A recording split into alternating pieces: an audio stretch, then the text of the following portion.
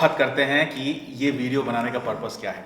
Video बनाने का purpose ये है कि रिसेंटली मेरे एक सब्सक्राइबर ने मुझे ईमेल भेजा कि शानू मैं अपने सारे परिवार के साथ कनाडा आने जा रहा हूँ। उनका परमानेंट रेजिडेंसी वीज़ा जो है वो अप्रूव हो चुका है और वो अभी वेट कर रहे हैं कि कौन सा मंथ में उनको आना चाहिए, आने वाले टाइम में क्या सिचुएशन रहेगी, इसके बारे में वो सवाल मुझसे पूछ रहे थे। तो काफ़ी हमारा डिस्कशन रहा और काफ़ी टाइम से मैं उन्हें जानता हूँ, तो ऑलमोस्ट आई थिंक 1 साल हो चुके हैं। 1 साल से हम रेगुलरली टच पे हैं, बात कर रहे हैं। तो मैंने अपने व्यूज़ उनके साथ शेयर करे और फिर मुझे लगा कि मुझे एक वीडियो बना लेनी चाहिए, वीडियो जिसके ज़रिए मैं अपने सारे जो मेरी यूट्यूब फैमिली है उनको भी मैं इंफॉर्मेशन दे सकूं कि आने वाले टाइम में क्या एक्सपेक्ट वो कर सकते हैं। मैं कमली नूं जनो प्यारा विच जानो तू तेरा विच कनेडा। गाइज, सबसे पहले हम बात करेंगे जॉब, बिजनेस और स्टडीज़। ये सारी चीज़ें हम इस वीडियो के अंदर कवर करेंगे कि अगर आप यहाँ पे पढ़ाई करने के लिए आ रहे हो या फिर अगर आप यहाँ पे जॉब करने के लिए आ रहे हो या फिर यहाँ पे अगर आप बिजनेस करने के लिए आ रहे हो तो आने वाले टाइम में क्या हो सकता है, क्या होने की संभावना है। तो गाइज, बहुत ही शॉकिंग है ये और कई लोगों को ऑलरेडी ये पता होगा और कई लोगों ने ऑलरेडी प्लानिंग करना स्टार्ट कर दिया होगा। We are heading toward recession और रिसेशन में ऑलरेडी हम हैं अभी, बस ये बढ़ता जा रहा है अभी। बस यही चीज़ है कि ये कितने लेवल पे बढ़ेगा, आने वाले टाइम में जॉब्स कनाडा के अंदर रहेगी या कम हो जाएगी, या एम्प्लॉयर्स क्या प्लानिंग करेंगे, बिजनेस कैसे तक चलेंगे, उसके बारे में मैं आप लोगों को थोड़ा सा अपडेट करना चाहता हूँ। मैं किसी को डिमोटिवेट नहीं करना चाहता, ये सिर्फ एक इन्फॉर्मेशन है। It's totally up to you. हो सकता है कि ये सही हो सकता है ये गलत हो। ये सिर्फ मेरे जो है विचार हैं आप लोगों के सामने। आने वाले टाइम पे क्या हो सकता है, क्या हम एक्सपेक्ट कर सकते हैं। तो गाइज, होता क्या है कि जब भी आपके जो फाइनेंसेस हैं, जब आप मैनेज नहीं कर पाते, आपके जो एक्सपेंस ज़्यादा हो जाते हैं और आपकी जो अर्निंग है जो कम हो जाती है, तब प्रॉब्लम स्टार्ट होती है।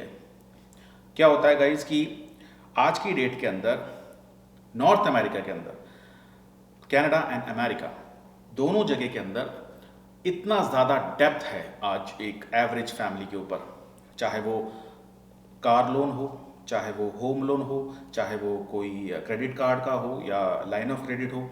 इतने ज़्यादा डेप्थ में है आज कैनेडियंस एंड अमेरिकन्स कि उनकी अर्निंग्स उतनी हो नहीं रही है और उनके जो एक्सपेंस है वो बढ़ते जा रहे हैं। आज भी बैंक्स बिजी है मीटिंग्स करने में। लोग कह रहे हैं कि आप अपने जो रेट ऑफ इंटरेस्ट हैं वो कम करें, हम अफोर्ड नहीं कर पा रहे हैं आपके क्रेडिट कार्ड के जो इंटरेस्ट भरने के लिए, आपके लाइन ऑफ क्रेडिट के इंटरेस्ट भरने के लिए। लेकिन बैंक्स जो हैं, बैंक्स अभी मनी रिजर्व कर रही है। कनाडा और अमेरिका दोनों में ये चीज़ हो रहा है, लोगों के डेब्ट्स बढ़ रहे हैं और इसी वजह से रिसेंटली अभी बैंक्स ने, कैनेडियन बैंक्स ने अपने रेट ऑफ इंटरेस्ट बढ़ा दिए। तो जो चीज़ें आपको 2%, 1% में मिली करती थी, वो चीज़ें अब आपको 4%, 5%, 6% में आपको मिल रही है। क्यों? क्योंकि बैंक्स को ये चीज़ पता चल चुकी है, इसलिए बैंक्स चाहते हैं कि वो सारे पैसे रिजर्व करके वो अपने पास रखें ताकि जब रिसेशन आए तो उसको वो यूज़ करें। 2008 के अंदर यही हुआ था। 2008 के अंदर सब कुछ खत्म था, शेयर मार्केट क्रैश हो चुका था, रियल एस्टेट क्रैश हो चुका था। उसका रीज़न सिर्फ ये था कि लोगों ने जो डिसीजंस लिए थे वो सही नहीं लिए थे। अब मैं आपको बताऊंगा कि क्या मैं आपको कहना चाह रहा हूँ। ये जब पैंडमिक आया, ये जब कोरोना वायरस जब ये आया था, तब बहुत से लोगों ने रियल एस्टेट में इन्वेस्ट किया था। बहुत से लोगों ने, आपने यूट्यूब पे वीडियोस भी देखी होगी कि 5 करोड़ का घर देखो, कनाडा में हमने 1 मिलियन का घर लिया है, कनाडा के अंदर हमारा फर्स्ट हाउस है, कनाडा के हमारे अंदर हमारा सेकंड हाउस है, थर्ड हाउस है। तब क्या हुआ गाइस कि बाइंग इतनी ज़्यादा हो चुकी थी कि मार्केट पूरी तरीके से डिस्टर्ब था। हमेशा ध्यान रखना, जब मार्केट डिस्टर्ब होता है या फिर फ्लक्चुएशन बहुत ज़्यादा होती है या फिर कुछ ऐसी चीज़ें अनयूजुअल चीज़ें होती है, उस वक्त इन्वेस्टर्स को थोड़ा सा संयम रखना चाहिए। और उस वक्त जो समझदार लोग थे उन लोगों ने रियल एस्टेट में इन्वेस्ट नहीं किया, क्योंकि प्राइसेस इतनी ज़्यादा बढ़ चुकी थी रियल एस्टेट की, स्टेप बाय स्टेप बढ़ रही थी। फॉर एग्जांपल जो $700,000 के जो हाउसेस थे, 800,000 के जो हाउसेस थे, लोगों ने उसके 1 मिलियन दिए। जो हाउस 400,000 का था, लोगों ने 600,000 पे किए। तो हुआ क्या गाइस कि प्राइसिंग ओवर प्राइस हो चुकी थी। जो चीज़ों की जो एक्चुअल प्राइस है, जैसे कि फॉर एग्जांपल अगर ये मोबाइल की प्राइस $200 है और मैं इसको $300 में ख़रीद लेता हूँ, तो मैंने ऑलरेडी इसको लॉस में ख़रीदा है। और जब मैं रीफाइनेंस के लिए जाऊँगा या फिर मैं किसी भी तरीके से अगर उस प्रॉपर्टी से फ़ायदा उठाने की सोचूंगा, तो मैं ऑलरेडी लॉस में हूँगा। तो ओवर प्राइसिंग की वजह से रियल एस्टेट अभी डिस्टर्ब है, और इसी वजह से बैंक्स ने भी रेट ऑफ इंटरेस्ट बढ़ा दिए। तो अगर आप अभी कनाडा में आ रहे हो या फिर आने का सोच रहे हो, तो रियल एस्टेट में इन्वेस्ट करने से थोड़ा सा बचें, क्योंकि अभी बैंक्स को भी ये चीज़ पता चल चुकी है, और इसलिए बैंक्स ने भी अपने रेट ऑफ इंटरेस्ट जो है बढ़ा दिए। तो बी केयरफुल अगर आप रियल एस्टेट में इन्वेस्ट करें। मैं ये कहूँगा कि एटलीस्ट साल भर रुक जाएं। साल भर तक क्या होगा कुछ कह नहीं सकते। तो ये भी एक रीज़न है जिससे रिसेशन आने के बहुत ज़्यादा चांसेस है, क्योंकि बाइंग नहीं हो रही। अगर हम बात करें शेयर मार्केट की भी, तो शेयर मार्केट के अंदर $9 ट्रिलियन यूएस के इक्विटी मार्केट से पूरा का पूरा रिमूव हो चुका है।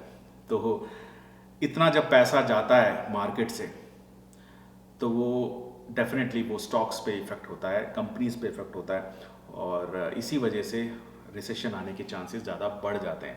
और जैसा कि आपको पता है कि हम लोग अमेरिका पे डिपेंडेड हैं बहुत सी चीज़ों पे। तो जो अमेरिका में होता है वो वर्ल्ड में, दुनिया में हर जगह में जो है उस चीज़ का इफ़ेक्ट होता है। तो इसी वजह से ये मैं कहूँगा पॉइंट कि रिसेशन आने के चांसेस बहुत ज़्यादा हैं। आज जो है लोग अपनी चीज़ों को बेचने के बारे में सोच रहे हैं ज़्यादा, रादर दैन खरीदने की, क्योंकि आज कोई घर नहीं खरीद सकता। आज एक एवरेज इंसान कनाडा के अंदर, अगर ओंटारियो की बात करूं, तो ओंटारियो में आज कोई घर लेने की सोच भी नहीं सकता। मिनिमम वेज पे जो लोग भी काम कर रहे हैं वो मैनेज नहीं कर पा रहे हैं। पहली चीज़ डाउन पेमेंट की वो मैनेज नहीं कर पा रहे हैं, क्योंकि ऑलरेडी वो लोग डेप्थ में हैं। तो वो पहले अपना डेप्थ क्लियर करेंगे, उसके बाद डाउन पेमेंट के बारे में सोचेंगे। तो वो एक रीज़न है। और बैंक को ये पता चल चुका है, क्योंकि हम रिसेशन में आने जा रहे हैं, तो इसलिए उन्होंने रेट ऑफ इंटरेस्ट भी बढ़ा दिए। तो बाइंग नहीं हो रही है, तो रियल एस्टेट में एक बहुत बड़ा क्रैश हो सकता है। तो ये एक बहुत इंपॉर्टेंट रीज़न है। और मैं ये भी आपको बताना चाहूँगा कि 6.7% का इन्फ्लेशन रिकॉर्ड हुआ है मार्च के महीने में कनाडा के अंदर। बहुत एक शॉकिंग है ये सब के लिए, क्योंकि इतनी महंगाई कभी नहीं हुई। और रिसेशन आने के लिए जो मेन जो इंडिकेशंस जो अभी आ रहे हैं, वो आ रहे हैं गैस प्राइसेस जो इतने बढ़ चुके हैं। गैस प्राइसेस बढ़ने की वजह से लोग कम्यूट नहीं कर पा रहे हैं। फॉर एग्जांपल अगर आज मैं बात करूं, मैं मिसिसागा, ब्रैम्पटन यहाँ से थोड़ा सा दूर रहता हूँ, मेरे डिस्टेंस थोड़ा सा दूर है। किसी टाइम पे मैं हफ्ते में 2-3 बार वहाँ चला जाता था, तो मैं वहाँ नहीं जा रहा। क्यों? क्योंकि गैस के प्राइसेस ज़्यादा हैं। जिनको नहीं पता उनको बता दूँ, कनाडा के अंदर पेट्रोल को गैस कहा जाता है। तो गैस की प्राइसेस यहाँ पे ज़्यादा है, मैं गाड़ी ज़्यादा नहीं चला पा रहा, इसी वजह से मैं वहाँ नहीं जा रहा। तो आप सोच के देखिए, अगर मैं नहीं जा रहा तो मैं वहाँ पे जाके स्पेंडिंग भी नहीं कर रहा, मेरी बाइंग जो है रुक चुकी है। तो मेरी तरह कितने लोग होंगे जिन्होंने कम्यूट बंद कर दिया। और गैस प्राइसेस की वजह से जो है ये एक अलार्म है हम सभी लोगों के लिए।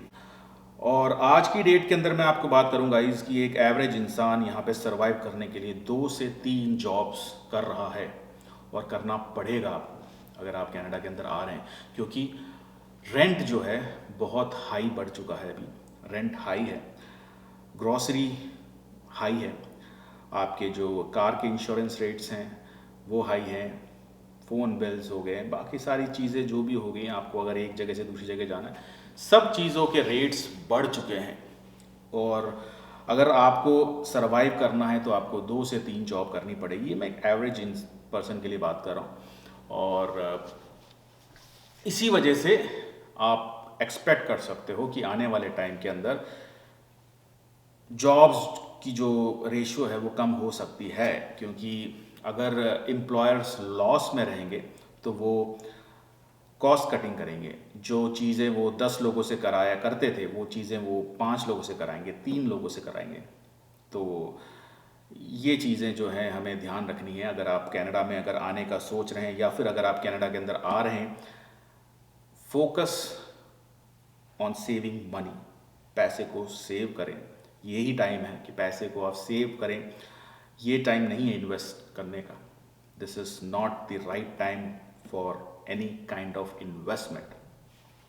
और मैं ये भी कहना चाहूँगा कि ये वीडियो स्पॉन्सर्ड वीडियो है और बैंक ऑफ मॉन्ट्रियल ने मुझे चांस दिया है कि ये वीडियो मैं आप लोगों के सामने प्रेजेंट करूं। तो मैं एक चीज़ आप लोगों को बताना चाहूँगा। मैंने अपनी इससे पहले वाली वीडियो में भी बताया था कि जब मैं यहाँ पे नया नया आया था मुझे नहीं पता था कि बैंक में पैसे जमा कराने के लिए आपको एक मंथली रेंटल आपको देना पड़ता है। तो ये मुझे नहीं पता था। तो उस वजह से मैं हर महीने बैंक की जो मंथली जो चार्जेस हैं वो चार्जेस मैं पे कर रहा था। फिर मुझे मेरे बहुत ही क्लोज फ्रेंड ने मुझे बताया कि बैंक ऑफ मॉन्ट्रियल 1 ईयर तक आपको फ्री अकाउंट्स देती है। तो 1 ईयर तक आपका जो $15 का जो चार्जेस है वो बैंक ऑफ मॉन्ट्रियल आपसे नहीं चार्ज करेगी। न्यू कमर्स के लिए वो बिल्कुल फ्री है।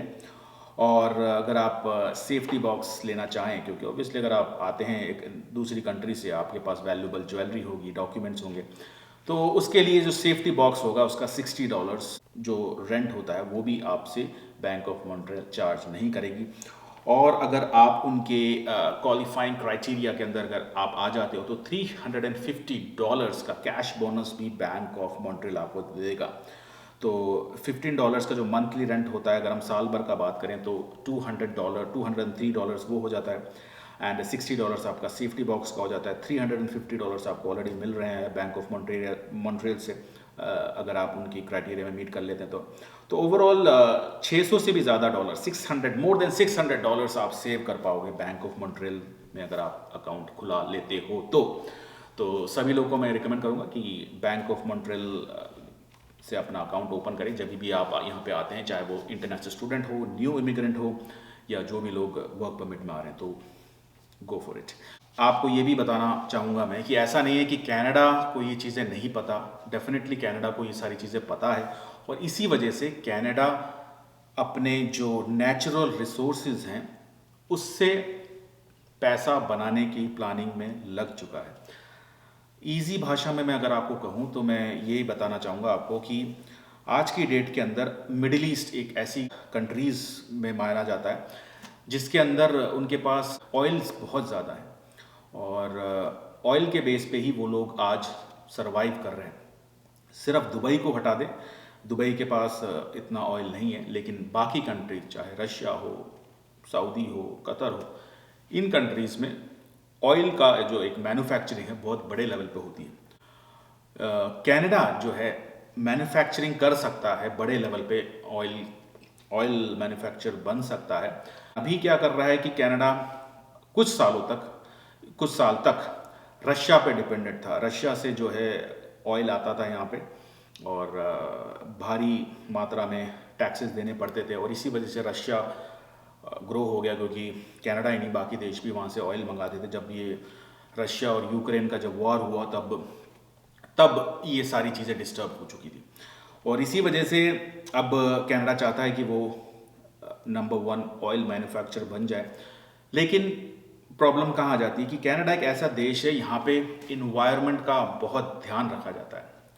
तो अगर कनाडा ऑयल मैन्युफैक्चरिंग ज़्यादा लेवल तक करेगा तो इन्वायरमेंट पे इफ़ेक्ट हो सकता है। इसी वजह से यहाँ के जो लोग हैं थोड़ा सा अगेंस्ट में है, यहाँ पे जो गवर्नमेंट पे थोड़ा सा प्रेशर ज़्यादा है। लेकिन मुझे ऐसा लगता है कि कनाडा को अब ऑयल मैन्युफैक्चरिंग पे ज़्यादा ध्यान देना चाहिए रादर दैन दूसरे देशों से ऑयल अगर वो मंगाते हैं तो वो एक मैं कहूँगा कि एक बेनिफिट होगा आने वाले टाइम में अगर रिसेशन आता है तो ये सारी चीज़ें जो मैं आप लोगों के साथ शेयर करना चाह रहा था कि अगर आप कनाडा में हैं अभी, मैं ये कहूँगा कि कनाडा में नहीं, कहीं पे भी अगर आप हैं अभी तो फोकस करें पैसे को सेव करने के लिए और किसी भी नए इन्वेस्टमेंट पे जाने से पहले देखें कि वो चीज़ पे जिस चीज़ पे वो इन्वेस्ट कर रहे हैं उसकी वैल्यू उतनी है कि नहीं है। चाहे वो कार खरीदें, चाहे वो घर खरीदें, चाहे वो कहीं पे भी इन्वेस्ट करें, चाहे वो स्टॉक्स खरीदें, उस चीज़ की उतनी वैल्यू है कि नहीं है। जो पेंडेमिक के टाइम पे जो लोगों ने गलतियां करी,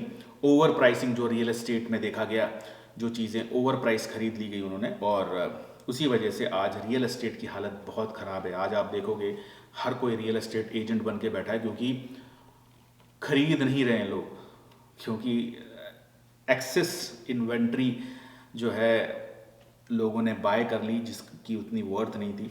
और 2008 में ही ऐसा ही कुछ हुआ था, और 2008 में जो क्रैश आया था वैसा ही एक क्रैश आने की उम्मीद आगे हो सकती है। अगर वो वैसा एक क्रैश आता है तो डेफिनेटली बहुत सारी चीज़ें चेंज हो जाएगी। अभी भी मैं देख रहा हूँ मेरी खुद की भी बाइंग कैपेसिटी अभी बहुत कम हो चुकी है। आई वुड से 50% कम हो चुके हैं। जो मैं किसी टाइम पे जितना पैसा खर्च करता था, चाहे वो ग्रॉसरी पे हो, चाहे वो एक जगह से दूसरी जगह कम्यूट करने का हो, ये सारी चीज़ें जो है मेरी 50% अभी डाउन हो चुकी हैं। मैं अब उतनी ज़्यादा चीज़ों को बाइंग नहीं करता, और मैं भी अभी सेविंग पे ज़्यादा फोकस कर रहा हूँ। तो गाइज़, ये थी मेरी एक वीडियो। आई होप आपको ये वीडियो अच्छी लगी होगी, और अगर आप चाहते हैं इसी तरीके की वीडियो अगर मैं आपको बताऊं और एजुकेट करूं कनाडा के बारे में, तो आप डेफिनेटली कमेंट बॉक्स पे लिखें और मैं आपको वैल्यूएबल इन्फॉर्मेशन देता रहूंगा। तो गाइज, मिलते हैं नेक्स्ट टाइम एक और वीडियो के साथ। Take care, thank you, have a nice day.